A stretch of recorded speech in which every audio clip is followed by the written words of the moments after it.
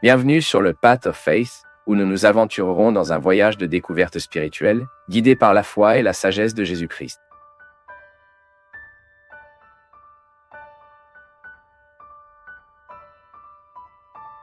Merci pour l'opportunité d'être avec vous, de vous parler, de vous lancer dans votre vie, de l'interférer. C'est avec une grande affection, avec beaucoup de responsabilités que je veux vivre ce métier. Établissez cette communion avec vous, car un autre désir que je n'ai pas. Je ne veux pas être ici juste pour faire un programme, non. Je veux aller en communion. L'instrument qui nous permet cette communion est le mot. C'est l'occasion que nous devons révéler. C'est une épiphanie. Le mot est naturellement épiphanie. Qu'est-ce que l'épiphanie? C'est une manifestation. Tout comme un jour, Moïse a eu l'occasion de voir, écouter Dieu à travers un arbre en feu. Le mot est cette opportunité épiphanique de manifestation. Et c'est un phénomène, non? Le discours est un phénomène, la langue est un phénomène, car c'est un événement qui nous révèle. Nous sommes dans les mots, nous sommes entre les lignes, nous sommes dans les silences, nous sommes dans les pauses, nous sommes en continuité. Et ce programme est une opportunité que nous devons commenter. Avec l'histoire que vous racontez, ma réaction, ce que je pense avec ce que je voudrais manifester sur ce que l'Église pense. Parce que nous pensons tellement, nous parlons tellement, et toute l'humanité avec le désir de franchir le pas. Je crois toujours que le grand désir des sciences, de la psychologie, de l'anthropologie, des arts est d'aider l'être humain à vivre la dernière strophe musique. Découvrez le cadeau de pouvoir être heureux. Je crois vraiment en cette opportunité que chacun de nous doit être heureux. Comme dans cette histoire où Adélia Prado parle si extraordinaire de deux misérables, deux hommes de rue, elle construit l'histoire d'une manière, bien sûr. Avec toute cette compétence et avec toute cette sensibilité qu'elle a, elle construit le contexte de ses personnages et elle dit que la vie en vaut toujours la peine. Cela en vaut toujours la peine. Cela en vaut toujours la peine. Même si nous sommes pleins de souffrances, même si nous sommes pleins de misère, alors cela se termine comme ça, non pas avec ces mots, mais avec ce sens. Parce qu'à un moment donné, même avec toutes les misères qui existent dans le monde, deux misérables tomberont sur la pleine lune, brillant dans le ciel. Ils laisseront une caisse, et l'un en dira à un autre, « Venez ici mon compadre. Venez voir quelle beauté de cette lune brille aujourd'hui. » Juste pour cela, cela valait la peine d'être vécu. Pour que nous ayons l'occasion d'appliquer le moment, ce moment présent que nous avons, qui nous a été présenté. Pour être heureux maintenant. Même si j'ai tellement de misère autour de moi, même si je possédais tant de frontières, j'ai découvert au milieu de tout cela. Et une raison pour aujourd'hui, le monde mérite mon sourire. Il est toujours nécessaire d'élire une raison pour laquelle le monde reçoit notre sourire. Vrai sourire, tu vois. Je marche. Après avoir beaucoup pleuré, construisez un sourire réel qui a l'histoire, peut être vrai, qui est directement lié à un processus de lutte que nous avons établi. Nous ne décourageons pas ce roseau. Nous ne sommes pas découragés. L'ordre est de résister à toujours. Ou là-bas, qui devait arrêter tant de combats? Ne permettez pas à l'esprit de la victime de visiter votre cœur. Certaines personnes aiment inconsciemment nourrir la souffrance. Être une victime tout le temps. Car il s'avère être un canal avec le monde, avec les gens. Pas l'arrêter. C'est du poids. Poids pour vous, poids à l'autre. Regarde-toi. Découvrez ce qui mérite d'être cultivé aujourd'hui. Allez au-delà. Ne vous habituez pas à vos misères, mais regardez-les comme une opportunité de surmonter. L'autre n'a pas à porter leurs problèmes. Et cette communion que nous avons établie est de nous réveiller pour cela. Christian n'a aucune obligation de vivre mes problèmes. Je n'ai aucune obligation de vivre les problèmes de Christian. Mais la communion que nous avons établie, oui, nous aide à avoir le courage de défier toutes les structures qui nous entourent quotidiennement pour qu'ils soient en notre faveur quotidiennement. Puis-je ne pas être à jamais regretter mes choix, que je ne regrette pas à jamais mes difficultés, que je ne reste pas éternellement avec le même sujet, racontant la même histoire, se plaignant de la même personne. Non, ça ne peut pas être comme ça. Vous devez regarder votre vie, peu importe à quel point vous pensez être misérable et découvrir que vous êtes en vie. Pour le moment, beaucoup de gens donneraient tout pour avoir une occasion de vivre. On leur diagnostique des peines de mort. Ils sont dans les hôpitaux qui donnent leur dernier soupir. Ils sont victimes de la maladie, de la tragédie, de l'accident, et nous sommes ici, vivants. Et nous ne pouvons pas le gaspiller. Nous ne pouvons pas perdre toute une vie à être victimes. Non, La foi que nous professions est de nous donner des références de ce que nous devons faire pour atteindre le résultat. C'est un combat. Le christianisme est une lutte. Ne vous attendez pas à ce que le christianisme vienne vous donner une promenade chaleureuse pour vous allonger. C'est un combat. De temps en temps dans le combat, vous aurez votre plaisir. Car le combat est aussi du plaisir. Lorsque vous vous regardez, et malgré tellement de travail en sueur, vous remerciez Dieu, tout comme le fermier. J'aime vraiment la vie rurale. Ça crée du travail, au milieu de ce pâturage, au milieu de ce domaine, cette plantation. Il enlève son chapeau et remercie Dieu pour sa santé. C'est la vie. La métaphore du chant de Jésus l'a tout le temps pour nous aider à comprendre qu'il n'y a pas de victoire sans lutte. Père Fabio, il y a près de 3 ans, j'ai perdu mon fils et mon mari ensemble à l'intérieur de ma maison lors d'une tentative de vol. Comment pardonner à une personne qui a pu détruire toute notre famille? Aide-moi. Que dois-je faire pour obtenir cette révolte dans ma poitrine? Premièrement, notre profond respect pour cette douleur que nous n'avons aucun moyen d'évaluer. Vous nous dites, les gens essaient de se rapprocher de votre sentiment, mais c'est une limite. Parce que ce que vous ressentez, la douleur que vous ressentez, nous ne pouvons avoir aucune idée de ce que c'est parce que la douleur n'est pas mesurable. Nous ne pouvons pas mesurer.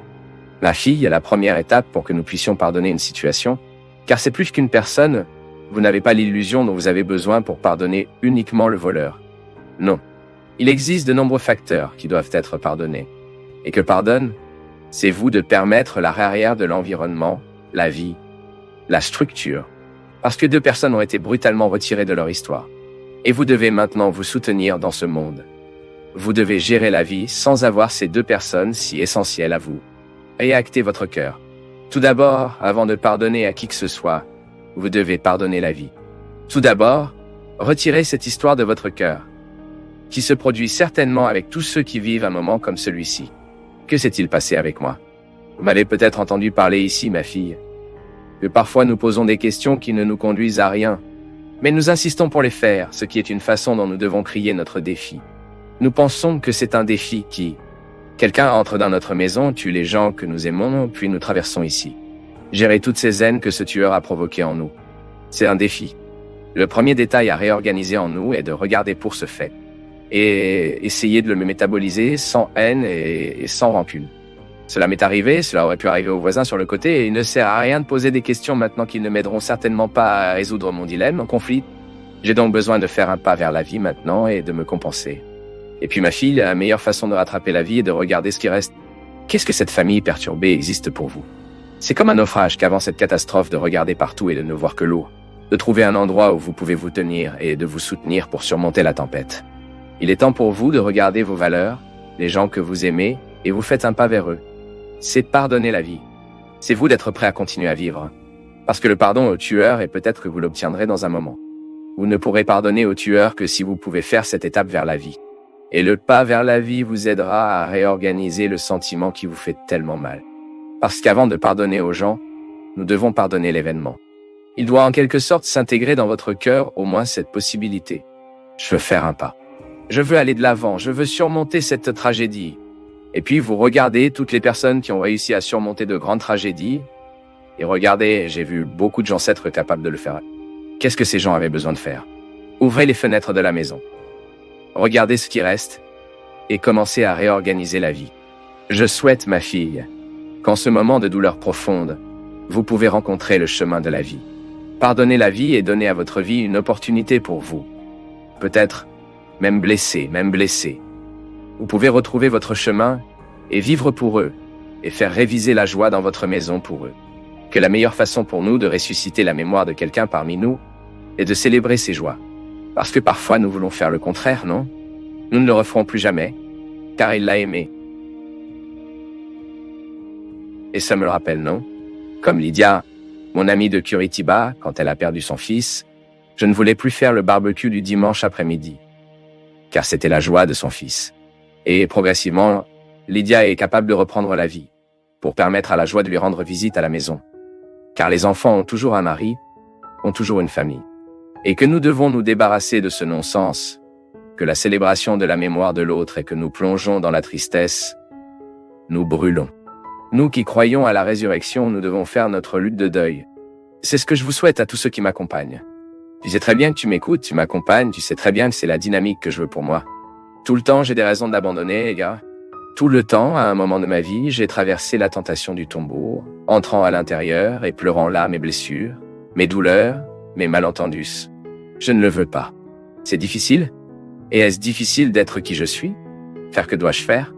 Et est-ce difficile d'être qui vous êtes? Faire que faites-vous? Mais payez votre prix avec votre joie.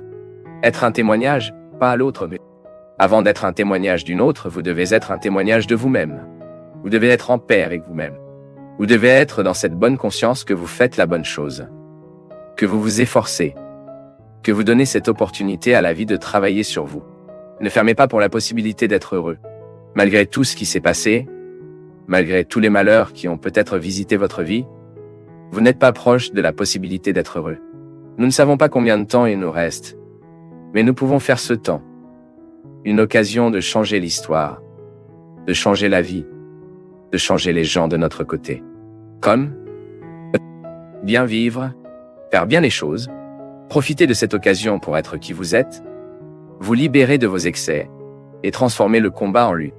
Merci pour votre affection, pour votre attention et que Dieu vous bénisse beaucoup. Que Dieu déverse sur votre cœur, sur votre maison, sur votre vie, la disposition qui caractérisait le cœur de Notre-Dame. De sorte que, un exemple de celui-ci, nous pouvons également être un vrai chrétien. Amenez toujours Jésus sur ses genoux pour le présenter à ceux qui ne le connaissent pas encore.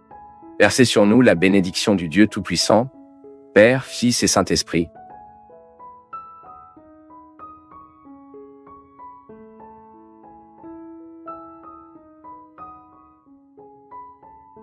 Père Fabio, parce que ça fait tellement mal à certains moments de nos vies, persécution, ça fait partie de la vie. Toutes les dimensions de notre vie, toute la dimension humaine. Tous ceux qui sont humains, à un moment donné, expérimentent un persécuté. Qu'est-ce qui génère une persécution? Il existe de nombreux facteurs. Parfois, la personne est jalouse de nous. Parfois, pourquoi est-ce que je prends souvent quelqu'un? Personnellement, quand il y a quelque chose dans ce qui me dérange, il y a quelque chose dans ce comportement qui me rend déstabilisé. Alors je vais tout faire. Ou quand l'autre réalise quelque chose que je veux, mais je ne peux pas atteindre. Redit en passant, en vie, elle est née juste, non? Lorsque vous regardez l'endroit, l'autre occupe, et que vous voulez vouloir cet endroit. Et puis je suppose souvent une petite posture de vous poursuivre, de parler mal, de faire cela et cela. Ma fille, en ce qui concerne une vie chrétienne, le grand défi de la vie chrétienne est de nous rendre similaires à Jésus. Ceci est le projet. Je veux regarder le Christ et vouloir avoir sa personnalité, je veux avoir sa parole, je veux avoir l'attitude, la façon d'être. Et cela, quand une attitude concrète arrive, bien sûr, vous vous embêtez. Parce que les gens ne veulent pas toujours la vérité. Les gens ne sont pas toujours prêts à appliquer la justice. Pourquoi? Parce qu'ils veulent être malhonnêtes dans de petites choses. Donc c'est naturel que lorsque cela se produit beaucoup même dans l'environnement de travail. Lorsque vous découvrez qu'il y a un processus de malhonnêteté et que vous voulez le casser, vous êtes souvent même menacé de mort. Combien de fois, mon peuple? J'ai déjà suivi des situations comme ça, des gens qui ont... Je ne peux pas me taire face à ce que cette injustice se soit engagée, puis lorsque vous voulez briser cette chaîne d'injustice, même menacé de mort, humilié, persécuté. Pourquoi? Parce que vous vouliez faire du bien pour arriver. Vous savez que les premiers chrétiens étaient nombreux, je pense beaucoup, nous pourrions dire. La plupart des premiers chrétiens ont vécu le terrible martyre d'être tués à cause de la foi, parce qu'ils croyaient en Jésus et parce qu'ils mettent leurs enseignements en pratique. Bien sûr, Jésus s'est dérangé. Jésus a été tué précisément parce qu'il a contesté les structures religieuses, politiques et sociales de son temps. Ensuite, le disciple de Jésus est celui qui continuera à défier. Maintenant, s'il continue de contester, il est naturel qu'il subisse la même persécution que le maître. Ou vous pensez que nous serons dans une situation favorable. Et c'est pourquoi nous devons toujours faire attention que nous n'adhérons pas aux situations mondiales d'aujourd'hui pour éviter la persécution. Parfois, nous avons tellement peur de la persécution que nous perdons la dimension prophétique de notre discours, et nous n'avons pas le droit de le faire. Nous devons vivre du segment et assumer les conséquences naturelles de ce segment. Parfois, vous êtes persécuté à l'intérieur de votre maison parce que vous pratiquez une religion, parce que vous êtes fan de Jésus. Comment arrive cette persécution? Les gens vous ridiculisent, se moquent de vous, font peu de cas de ce que vous aimez, Combien de fois avez-vous dû vous cacher à votre mari, à vos enfants, à vos frères, que vous alliez participer à une retraite? Ou que vous veniez à la nouvelle chanson? Ou que vous alliez participer à un groupe de prière? Combien de personnes que je connais ne peuvent pas dire qu'elles vont à l'église parce qu'elles sont ridiculisées à la maison? C'est la persécution. C'est différent, ça a changé. Aujourd'hui, personne ne nous interdit davantage d'être chrétiens. Ici au Brésil, par exemple, personne ne nous interdit. Il se peut que celle-ci dans le monde que cette persécution se produise. Et il y a toujours le besoin de martyrs sanguins. C'est-à-dire que je perds ma vie pour que je puisse témoigner de ma foi. Mais aujourd'hui, la persécution que nous vivons est différente. Il passe par d'autres domaines sociaux. Donc en faisant valoir que je suis contraire, en me manifestant contrairement à l'avortement, par exemple, je souffre de persécution. L'Église souffre de persécution. Comment allons-nous nous positionner? Nous allons changer d'avis pour ne pas avoir la persécution? Certainement pas. Nous pouvons même avoir des positions absolument contraires à tout et à tout le monde.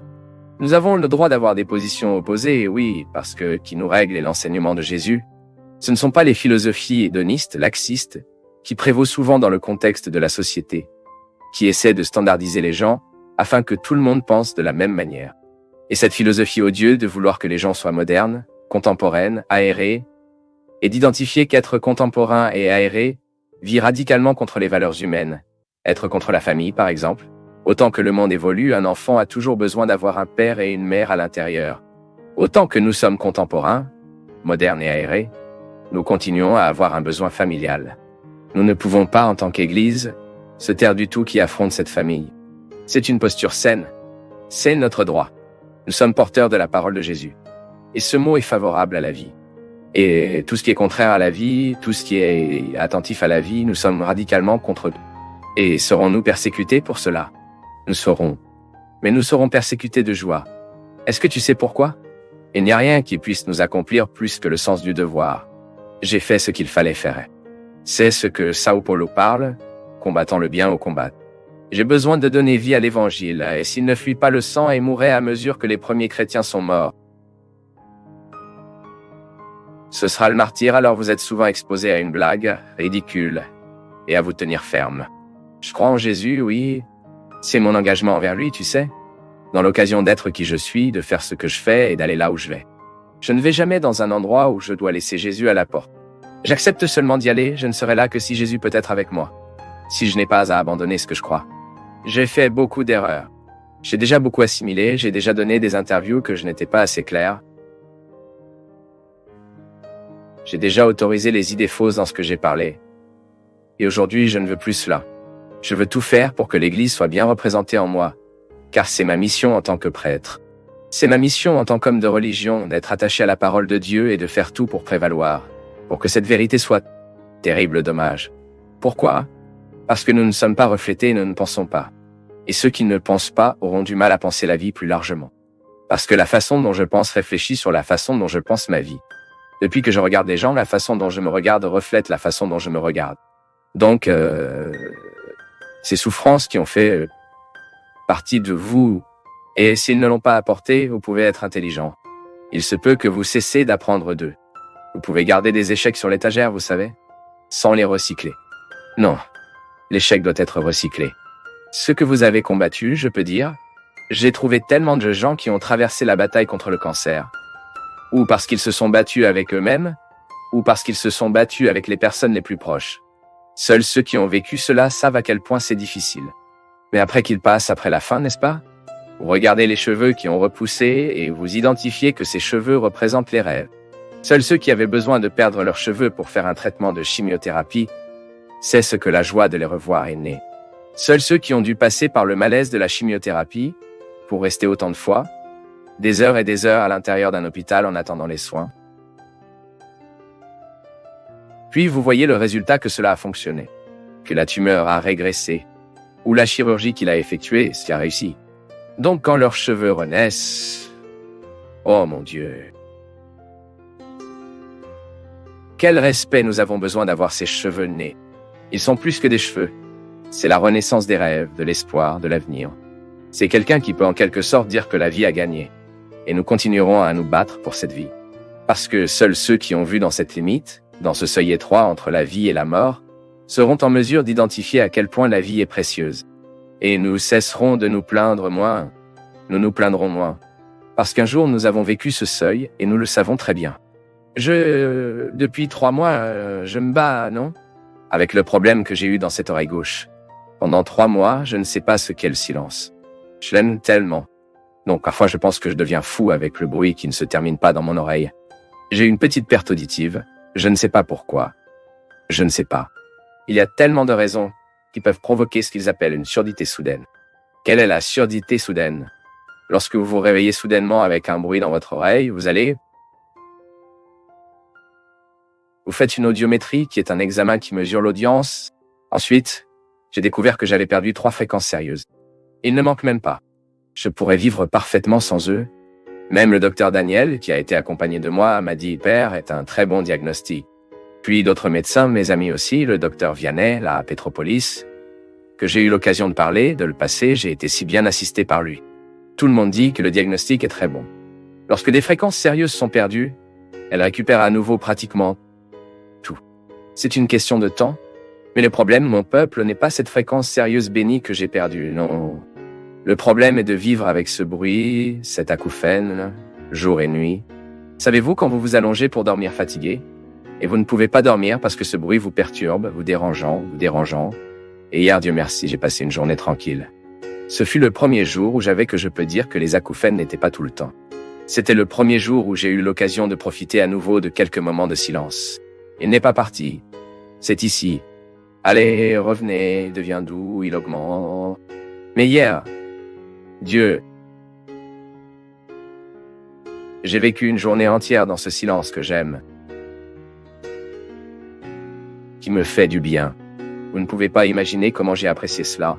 Vous ne pouvez pas imaginer à quel point vous êtes gratifiant ayant l'occasion de valoriser une situation qui passe parfois inaperçue parce que je me suis habitué à elle. Alors comment maintenant je dois vivre avec le bruit dans mon oreille et si Dieu veut guérir ceci ou à le moins diminuer afin de ne pas devenir fou? Sinon nous devons devenir fous. Nous ne pouvons pas que tout se concentre de plus en plus douloureux. Nous sommes fatigués, moins patients avec des choses, donc vous savez quand vous aisez que vous une fois avant ne pouvez être. Si Dieu me donne la grâce en être guéri, vous pouvez être sûr que je n'interpréterai jamais le silence de la même manière. Parce que passer 3 mois avec ce bruit tout le temps dans votre oreille n'est pas une blague. Donc, quand j'en ai l'occasion, comme je l'avais fait hier, temporaire, mais j'avais pour ressentir à nouveau le silence, je veux le goûter avec toute la force de mon âme. Parce que pour cela sert de souffrance. C'est pourquoi je vous dis, qu'est-ce qui a été ennuyé tout au long de cette année? Qu'est-ce qui vous était douloureux? J'ai donné mon témoignage. J'ai dit que le témoignage d'Angela, mon histoire est si minuscule, proche de tant de souffrances que nous avions, c'est ici, travailler, heureux dans la vie. Emmener sa mère où elle va. Avec amour. Montre Célia à nous, cette fille spéciale, si pleine de Dieu, que c'était un témoignage pour nous ici, pour ceux qui ont son côté. Alors, nous pouvons donc avoir le droit de chanter cette chanson. Aujourd'hui, je suis libre.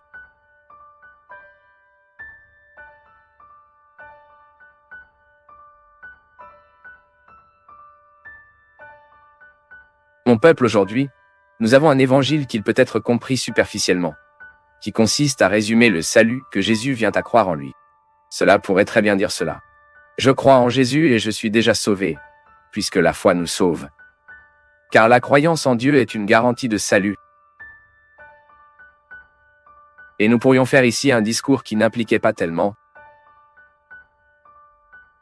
qu'il ne descendait pas tant les escaliers des concepts de croyance, et nous serions calmes croire que croire en Dieu suffit. Mais alors nous devons comprendre que la croyance est un verbe dynamique qui nous nécessite un engagement. Parce que je peux bien résumer la foi en Dieu en ayant simplement une formulation théologique.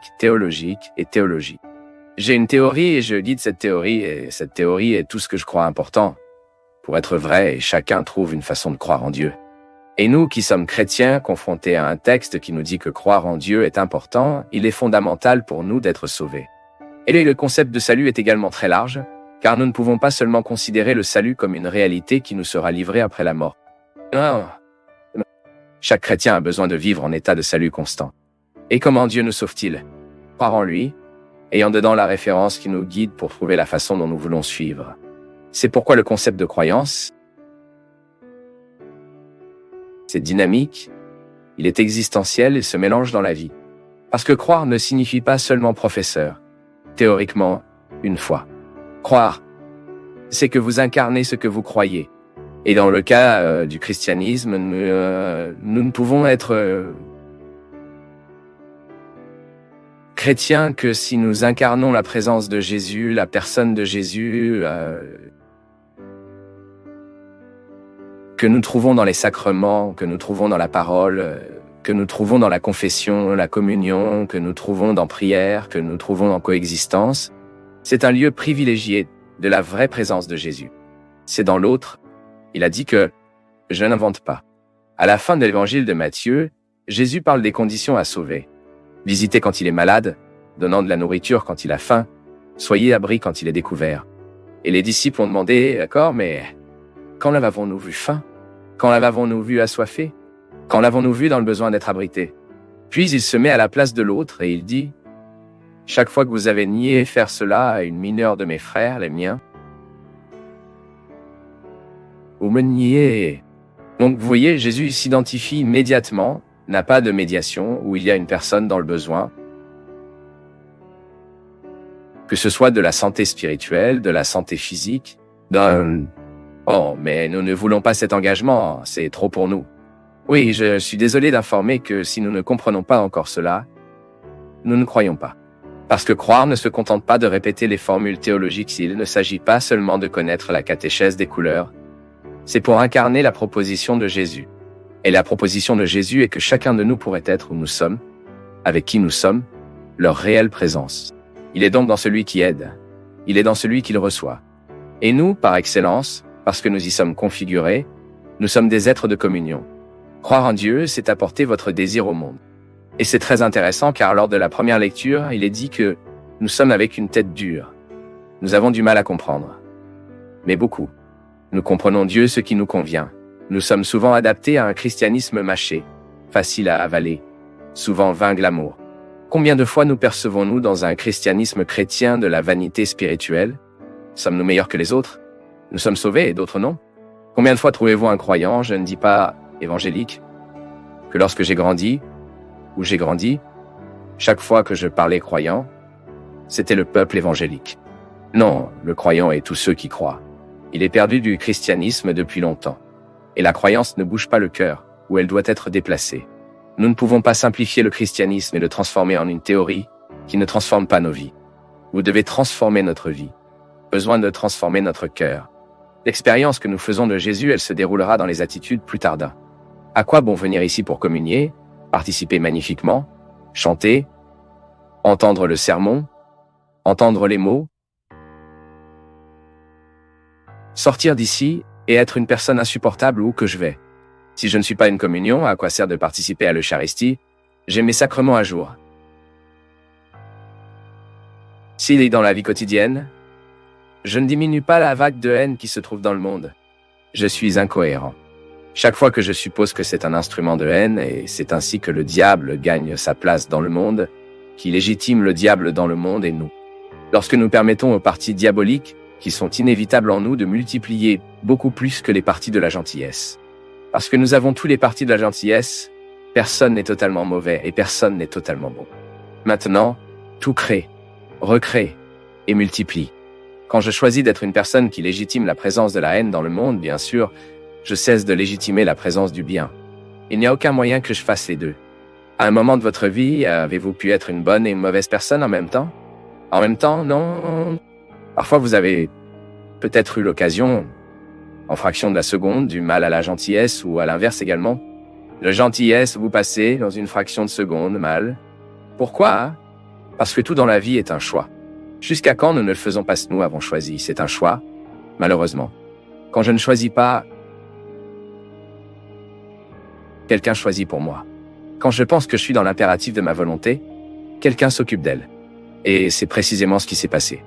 L'épisode qui est si récent, par Vinny Jr., souffrant de cette horrible attitude dans un stade plein de gens qui ont quitté la maison pour s'amuser. Ces gens ont quitté la maison parce qu'ils voulaient voir le football. Il y a des gens qui n'ont pas de meilleure distraction que le football. Et soudain, qui a commencé? C'était certainement une personne qui a donné le premier cri raciste, préjudiciable, maléfique et diabolique. Et cela gagnait du corps, gagnant du corps au point d'être des images solides. Cela nous donne le sentiment que tout le stade crie les infractions à ce garçon qui a quitté la maison pour jouer son football. C'est un exemple facile de comprendre comment le diable gagne le pouvoir d'agir dans le monde. Lorsqu'une personne légitime sa présence et est émue par la méchanceté, elle a des attitudes qui blessent, qui trichent, puis gagnent des fans, générant des connexions, créant des connexions. Et soudain, c'est pourquoi la foule est si dangereuse, car une foule peut facilement devenir un instrument de haine. L'inverse est également vrai. Soudain, il manquait dans la foule quelqu'un qui a crié le différent, qui a crié un compliment, et que d'autres personnes ont commencé à crier un compliment à ce garçon. Mais non. Malheureusement, à ce moment-là, ce qui a prévalu, ce qui a gagné était la haine. Pourquoi est-ce que je dis ça? Parce que beaucoup de gens croient en Dieu, pas de la même manière que nous. Pas aussi l'intensité que nous et que nous avons parfois obtenu des résultats bien meilleurs que nous.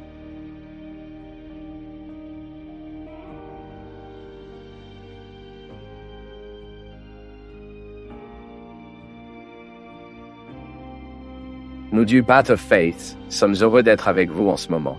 Partagez vos perceptions sur le sujet d'aujourd'hui dans les commentaires, montrez votre soutien en aimant la vidéo et partagez-la avec vos amis. Abonnez-vous à la chaîne pour rester connecté avec nous et ne pas manquer nos nouvelles vidéos.